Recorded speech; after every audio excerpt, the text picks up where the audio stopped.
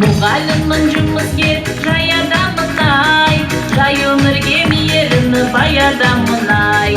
Балаға мен әрқашан сая жаямын, ұстаз деген атаққа сай адамын-ай.